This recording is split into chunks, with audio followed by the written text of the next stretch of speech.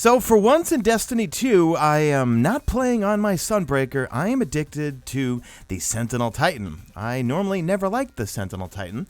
However, I'm going to show you a build today. Continuing along with my build series, we covered the Hunter yesterday. I will link and annotate it on screen. We covered the Warlock the week prior, and I think you're really going to enjoy the Sentinel build if you like a few things. One, you want to get your Ward of Dawn back really quickly, and you can see in this clip here, well, look how fast I got my Ward of Dawn back. If you just want to get your regular Sentinel shield bashing super back very quickly, you could do that as well. But then also you could support yourself with an overshield and also support some of your allies with it. So, what's going on, guys? It's Mesa, back at it with another Destiny 2 video, and yeah, we're going to cover the Sentinel Titan, and I've got an awesome build for you guys. If you enjoy this video, please hit that like button and subscribe if you're not a subscriber. Alright, let's get into it. So, I've not played on Sentinel for a long time just because I just always felt Sunbreaker was way more fun. And Ward of Dawn, I felt like, was kind of useless because all it really provided was, well, safety. But now, since they introduced Weapons of Light when you dip in and out of your Ward of Dawn, well, that's a huge game changer right here. So you can see with this build here, I'm shooting a lot of things and I'm also meleeing a lot of things. Well, that's all going to come into play to get our Ward of Dawn back as quickly as possible. Now, this is going to involve a few things.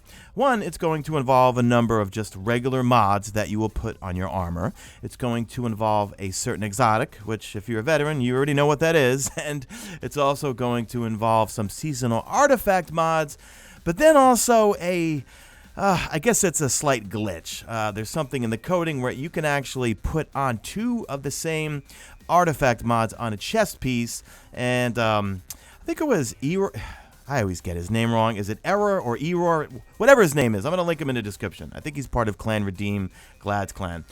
He's the one that I think put the first video up. Anyway, there's some way you can glitch and you can actually take two of the same artifact mods and put them in your chest piece. And that's what we're going to do for this build. And even if it gets patched at some point by Bungie, it's still going to be a good build. You might just have to get a few more kills to get your melee back. So the goal for this is to get your melee back as quickly as possible.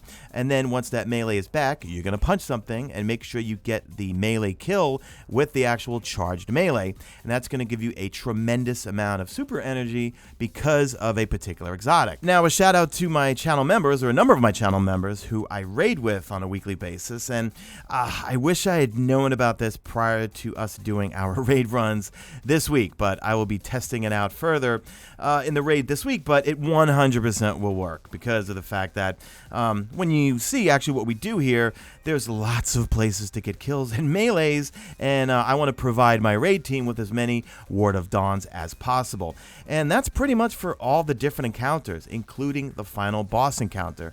When I think about the Consecrated Mine, the second, or even, the second and third encounters, when I'm defending one of the relays, well, I'm getting overrun. Well, not getting overrun. I'm getting constantly attacked by Vex. Well, I'm going to take their shields down, and instead of shooting all of them, I'm going to run up, melee one of them, shoot the rest, get my melee back, then shoot some more, get my melee back again, and probably on one relay protection, I'll have at least 2 Ward of Dawns there protecting me and also giving me a buff to shoot anything that comes, especially when the Angelic show up. If you're new to Destiny 2, well, let's break down the Sentinel Code of the Protector. That's the top tree that we're going to use. Now, I would recommend the Magnetic Grenade, a grenade that attaches to enemies and explodes twice. That's going to be for bosses for the most part, and that will also go in tandem with another seasonal artifact mod called Oppressive Darkness. That's like the gold standard for everything this season. Doesn't it feel like everything this season is either Void or Arc when it comes to the mods?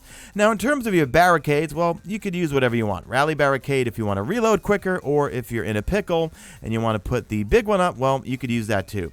So let's kick it off with what the actual code of the Protector is. The first thing that's critical is called Defensive Strike. So defeat an enemy with this melee ability to create an overshield around you and also nearby allies. The final blows grant melee energy when this overshield is active. So not only are you giving yourself an overshield, but you will give your allies it, and it's very helpful when you're in a bind and you're low on health and you melee something, but it has to be a charged melee. Then you have Turn the Tide, so your overshield that you get from that defensive strike charged melee is going to last longer and also increase melee damage and your reload speed, so a number of wins right there. You're going to get your overshield to last a little longer, you're going to get some increased melee damage, but then also if you have weapons with poor reload speeds, well, it's going to speed it up, and then if you have weapons with like Feeding Frenzy or Outlaw, well, it's going to speed that up really quick. On top, we have Rallying Force. Melee kills restore health for you and also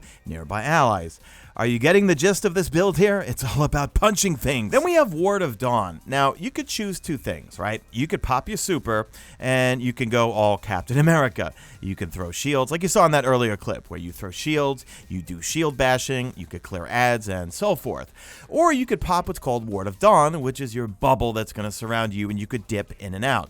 So when super energy is full, create an indestructible dome that will protect you and your allies. Passing through the Ward of Dawn will grant you and your allies a temporary increase to weapon damage. When you're inside the bubble, you get what's called Armor of Light as well, and that's going to protect you while you're inside the actual bubble. As soon as you leave it, though, then you could start taking damage. So don't think you could just run in there, get some health back, and come right back out. No, you got to go in there, wait for your health to come back. This is not Destiny 1, where we had Blessing of Light. When you activate Ward of Dawn, you will have it for 30 seconds, and then when you dip in and out, if you leave it, you will have 15 seconds of Weapons of Light.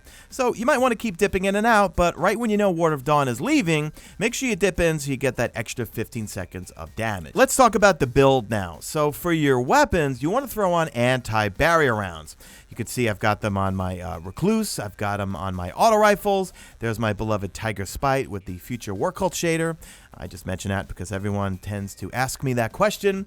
And anti-barrier rounds, well, they're shield piercing. So they're going to bypass shields, and also they're strong against barrier champions. But they're going to go in tandem with our armor mods to give us our melees back. And yeah, it's called the War Cult scheme if you're looking for that shader. It came from faction rallies a long, long time ago. Let's take a look at the armor now. So I've got strength tier 6. Now that's going to give me my melee back without doing anything in about 51 seconds. Now, what you want to do is look for armor that has a high strength roll, or you could augment that by putting in mods that will boost your strength. And you'll see when I go through all the pieces, well, that's what I did.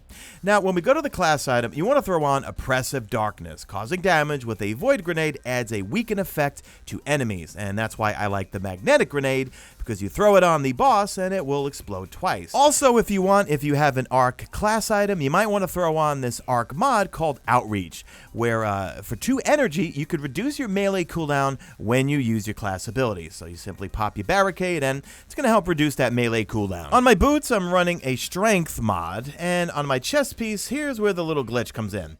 So I'm running 2 of the seasonal artifact mods called Ballistic Combo. Now, this is going to grant melee energy on final blows with shield-piercing weapons, or when a member of your fire team shuts down a barrier champion's ability. Now, here's how I think the glitch worked, or at least how I did it. So you put the chest piece on, and you put Ballistic Combo on. Then you unequip it, and then when it's unequipped, for some reason, it lets you then reapply in the other slot 1 more Ballistic Combo. And you could do this for the other ones like Breach Refractor or Overload Grenades. And I do believe that these stack, because with this build, for every 3 kills that I get, every 3 kills, I will get my melee fully charged back. Now, for the exotic, you want to run Doomfang Pauldron if you have it. So I've got Enhanced Hand Cannon Reloader on it, I've got Enhanced Auto Rifle Reloader, and I've got a Strength mod on it. Now, the perk is called Horns of Doom. Void melee kills give you super energy. And as you saw in those earlier clips, and we're going to look at some more, you're going to see for each charged melee kill, you get a boatload of super energy back. Also, while Sentinel Shield is active, melee kills recharge Shield Throw, which extends your super on hits. So whether you're running Ward of Dawn, or if you're just running Captain America, your super for Captain America is going to last a very long time, as long as you're getting kills. Now back to the clip. My helmet, I just had a strength mod on it. So look at the amount of super energy I get when I get the charged melee kill. So I get a few kills, punch him, look at that super energy. And then with about 3 kills from ads, well, I'll get my fully charge melee back. I'm going to run up, I'm going to melee, and then boom, I've got my super back. So, yeah, this is a win-win for both if you want to play Captain America and shield bash everything, or do you want to get non-stop Ward of Dawn? I don't know, for me, I'm addicted to Ward of Dawn because, one, in the raid, it'll keep you safe when you're inside it, but then also you get that buff for damage, and when you're doing the boss kills, well, you're going to need that extra damage. It comes in very, very handy. For the new folks, if you didn't know already, the shield piercing rounds, well, they're going to go right through those Vex Hydra shields, and also when the Vex Hobgoblins go into their little crouching animation and they're set on fire, well, you could still do damage to them. So shield piercing rounds, I find I use them on pretty much anything. I don't use overload rounds too much unless we're doing some nightfalls. So anyway, I hope you found this video enjoyable. Let me know what you think in the comment section, and I'm going to continue with doing these build guides. I'm having a lot of fun just playing around with it. I feel like this is the most fun I've had in Destiny in a long time, because now it's not about, I don't care about power level. I'm 965 because of the artifact. I don't care if I get my actual armor up to 960. Who cares? Doesn't matter. I want to just do builds, and, well, more builds. All right, guys, I am babbling because it's the end of the video, which means babble mode is engaged. So leave me a hashtag made it to the end if you did make it to the end. If you would like to further support this channel and become a channel member, click the link in the description or click join on screen if you're watching on a desktop. We've got an awesome channel member Discord. We're building an awesome community. If you need a clan, that's just one of the added bonuses. We've got a Mesa Army clan. We're in our 3rd regiment now because we keep filling up, and we've got an amazing community, and you guys are absolutely awesome. See, look, those shield piercing rounds, you can shoot right through the Hydra shield. All right, guys, do me a favor. Drop a like in this video only if you see fit. Follow me on Twitter at MesaSean. Check out my stream. Usually know it's on YouTube, and that's it. I am out of here like Vladimir.